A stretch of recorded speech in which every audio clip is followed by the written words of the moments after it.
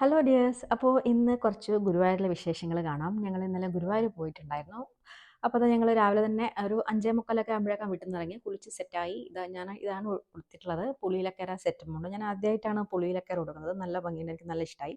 പാറുത റെഡിയായി നിന്നിട്ടുണ്ട്, അതുപോലെ അമ്മയും റെഡിയായി. അമ്മ ഇന്നലെ വന്നതാ അമ്പലത്തിൽ പോകേണ്ടിയിട്ട്. പോകുന്ന വഴിക്ക് നമുക്ക് ചേച്ചിമാരെ കൂടെ കൂട്ടി എന്നിട്ട് വേണം പോകാൻ. അങ്ങനെ ഞങ്ങൾ 5 പേരാണ് ഗുരുവായൂർ പോകുന്നത്.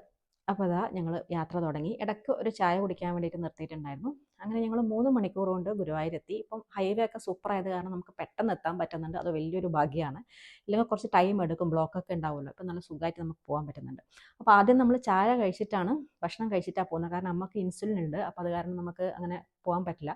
കുറേ സമയം ക്യൂ ഒക്കെ നിൽക്കണം എന്നുണ്ടെങ്കിൽ പിന്നെ ബുദ്ധിമുട്ടാവും. അപ്പോൾ അതുകൊണ്ട് ഭക്ഷണമൊക്കെ കഴിച്ചിട്ട് പതുക്കെ പോകാമെന്നാണ് പറഞ്ഞത്.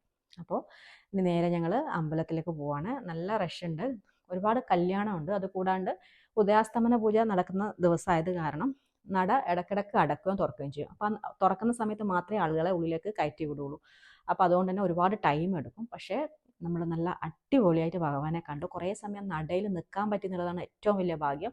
നട തുറക്കുന്ന സമയത്ത് നമുക്ക് ഭഗവാനെ കാണാൻ പറ്റി. ജീവിതത്തിൽ ആദ്യമായിട്ടാണ് ഇങ്ങനൊരു അനുഭവം. എന്തായാലും വളരെ സന്തോഷം തോന്നി. ഒരുപാട് മനസ്സ് നിറഞ്ഞു ഭഗവാനെ പ്രാർത്ഥിച്ചു. അങ്ങനെ തൊഴുതൊക്കെ വന്നു. പുറത്തുനിന്ന് കുറച്ച് അരങ്ങേറ്റവും കാര്യങ്ങളൊക്കെ ഉണ്ടായിരുന്നു കുട്ടികൾ. അപ്പോൾ അതൊക്കെ അമ്മ കണ്ട് ആസ്വദിക്കുന്നുണ്ട്. പിന്നെ കുറച്ച് ഫോട്ടോയും കാര്യങ്ങളൊക്കെ എടുത്തു. കഴിയുന്നതും ഉദയാസ്തമന പൂജയുള്ള ദിവസം അമ്പലത്തിൽ വരാത്തതായിരിക്കും നല്ലത്. തിങ്കൾ ബുധൻ വെള്ളി ദിവസങ്ങളിലാണ് പൂജ ഉണ്ടാകുക. അപ്പോൾ നല്ല റഷായിരിക്കും. നമ്മൾ കുറേ ടൈം എടുക്കും നമുക്ക് തൊഴുത് പുറത്തിറങ്ങാൻ വേണ്ടിയിട്ട്. പിന്നെ ചെറിയ ചെറിയ ഷോപ്പിംഗ് ഒക്കെ ഉണ്ടായിരുന്നു. കുട്ടി ഷോപ്പിംഗ്, പാറുവിനൊരു കമ്മൽ പിന്നെ എന്തൊക്കെയോ വാങ്ങി.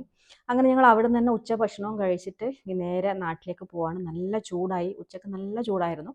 അപ്പോൾ ഇത്രയേ ഉള്ളൂ. വീഡിയോ ഇഷ്ടമായാലും മാക്സിമം ഒന്ന് ലൈക്ക് ചെയ്യുക, കമൻറ്റ് ചെയ്യുക. അപ്പോൾ അടുത്ത വീഡിയോയിൽ കാണാം. ടാറ്റാ.